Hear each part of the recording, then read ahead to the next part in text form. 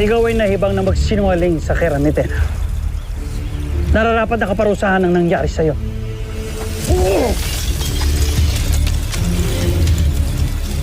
Batis ng katotohanan. Itong batis ng kasinungalingan. Ngunit, mahal na Kera, paano iyong mga katanungan? Tanging ang batis lang ang may tiyak na kasagutan.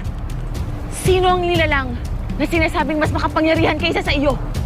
Mayaman sa mahigang mundo ng Encantadia. May nalalaman pa akong isa pang bagay na makakapagbunyag sa akin ng katotohanan.